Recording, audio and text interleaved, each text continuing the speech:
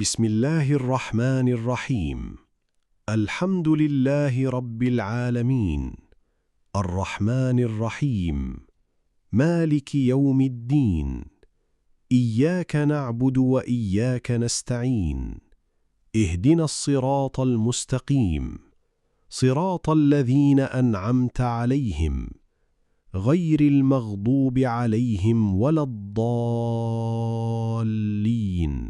সূরা আল ফাতেহা প্রতিদিনের নামাজে আমরা কতবারই তো পড়ি তাই না? কিন্তু আজকের এই বিশ্লেষণে আমরা এমন কিছু জানব যা হয়তো আমাদের অনেকেরই অজানা। মানে এই সূরাটি যে কেবল প্রতিদিনের একটা সাধারণ তিলাওয়াত তা কিন্তু নয়, বরং এটা কিভাবে রীতিমতো একটা জীবন্ত ফিজিক্যাল বা শারীরিক নিরাময়ের মাধ্যম হয়ে ওঠে আজ আমরা সেটাই উন্মোচন করতে যাচ্ছি। এখন একটা প্রশ্ন কিন্তু এসেই যায়, চলুন ব্যাপারটা একটু গভীরে গিয়ে বোঝার চেষ্টা করি। কিভাবে স্রেফ একটা সূরা সরাসরি শারীরিক রোগের ওষুধ হতে পারে? শুনতে হয়তো একটু অবিশ্বাস্য লাগছে।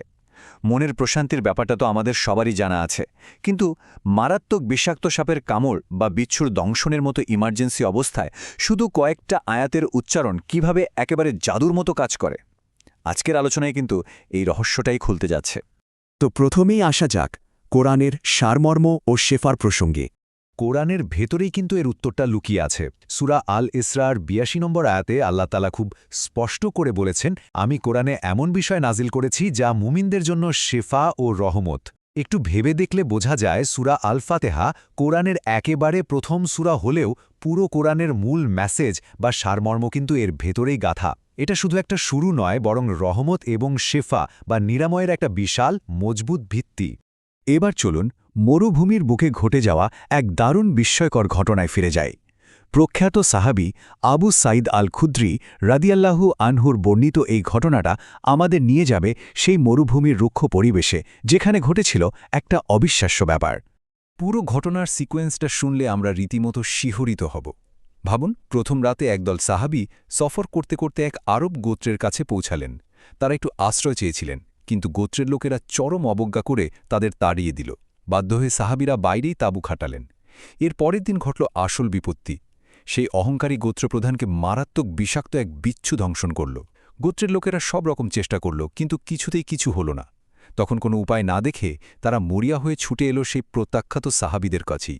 একজন সাহাবী এগিয়ে গেলেন আর রুকাইয়া হিসেবে শুধু সূরা আল ফাতেহা পড়ে তার উপর ফু দিলেন আর সামান্য থুতু দিয়ে ক্ষতস্থানটা একটু মালিশ করে দিলেন। আর বিশ্বাস করুন, এখানে কিন্তু দারুণ একটা প্র্যাকটিক্যাল দিক আছে। যেহেতু গোত্রের লোকেরা আগের রাতে চরম বাজে ব্যবহার করেছিল, আশ্রয়টুকুও দেয়নি, তাই সাহাবীরা রোকিয়া করার আগে একটা শক্ত শর্ত জুড়ে দিলেন। তারা স্পষ্ট জানিয়ে দিলেন যে পারিশ্রমিক ছাড়া তারা কিন্তু এই নিরাময়ের কাজটা করবেন না। এটা আমাদের দেখায় যে আধ্যাত্মিকতার পাশাপাশি সাহাবীদের জীবনে একটা চমৎকার বাস্তবসম্মত এবং ব্যবহারিক দিকও ছিল। আর সেই পারিশ্রমিকের পরিমাণটা শুনবেন, ওটা মোটেও কোনো সামান্য কিছু ছিল না। তারা কন্ট্যাক্ট করেছিলেন একেবারে আস্ত এক পাল বকরির বিনিময়ে। হ্যাঁ, ঠিকই শুনেছেন। গোত্রের সেই চরম অসহায়ত্ব আর সাহাবীদের কাছে ঐশী নিরাময়ের যে কত বিশাল ভ্যালু ছিল, এই একটা সংখ্যাই কিন্তু তার সবচেয়ে বড় প্রমাণ। এই পুরো ঘটনা থেকে দারুণ একটা গভীর পয়েন্ট তুলে ধরেছেন ড. ওমর সুলাইমান। খেয়াল করে দেখুন, ওই গোত্রপ্রধান কিন্তু একজন অমুসলিম ছিলেন। তারপরও সূরা আল ফাতেহার এই শেফা তার উপর ১০০ ভাগ কাজ করেছিল। এটা খুব সুন্দরভাবে প্রমাণ করে যে অসুস্থ মানুষের জন্য দোয়া করা এবং এই নিরাময়ের ব্যবস্থা করা সব ধরনের বিশ্বাস আর সীমানার ঊর্ধ্বে। এর পরের পর্ব, নবীজির স্বীকৃতি এবং তার সেই সুন্দর হাসি। মদিনায় ফিরে সাহাবীরা যখন নবীজির কাছে পুরো ঘটনাটা খুলে বললেন, নবীজি অবাক হয়ে একটা দারুণ প্রশ্ন করলেন। তিনি বললেন, তোমরা কিভাবে জানলে যে এটা রুকিয়া? এখানে সবচেয়ে ইম্পর্টেন্ট পয়েন্টটা হলো, স্বয়ং নবীজি কিন্তু এর আগে তাদের নির্দিষ্ট করে বলেননি যে সূরা আল ফাতেহা দিয়ে এভাবে বিষ নামানো যায়। সাহাবীরা কোরআনের প্রতি তাদের ওই গভীর উপলব্ধি থেকেই একদম ন্যাচারালি এই অসাধারণ ফিজিক্যাল প্রয়োগটা আবিষ্কার করে ফেলেছিলেন। নবীজির সেই প্রশ্নের পরই আসে ঘটনার সবচেয়ে সুন্দর ক্লাইম্যাক্স।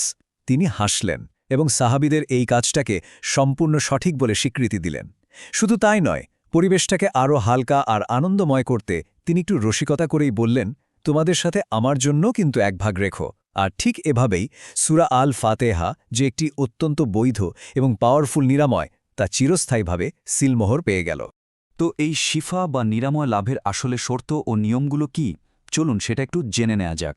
যখনই কোনো অসুস্থতা দেখা দেবে তখন আমরা খুব সহজেই এই পদ্ধতিগুলো অনুসরণ করতে পারি।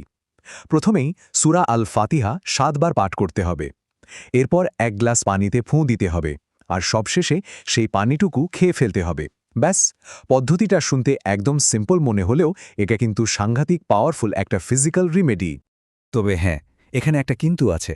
শুধুই বাহ্যিক কাজগুলো করলেই হবে না, ভেতরেও কিছু আধ্যাত্মিক প্রস্তুতি থাকতে হবে। মুফাসসিররা বলেন, এই নিরাময় পাওয়ার জন্য সবচেয়ে জরুরি হল ইয়াকিন বা আল্লাহর ওপর 100% সলিড বিশ্বাস। দ্বিতীয়ত, যিনি তিলাওয়াত করছেন তার অন্তরটা পবিত্র হতে হবে এবং আল্লাহর সাথে একটা ক্লোজ কানেকশন থাকতে হবে। আর এর পাশাপাশি প্রতিদিনের নামাজে এই সূরাটি একদম গভীর মনোযোগের সাথে পড়াটা একেবারে মাস্ট। চলুন এবার আমরা মন ও আত্মার প্রশান্তির দিকটায় একটু ফোকাস করি।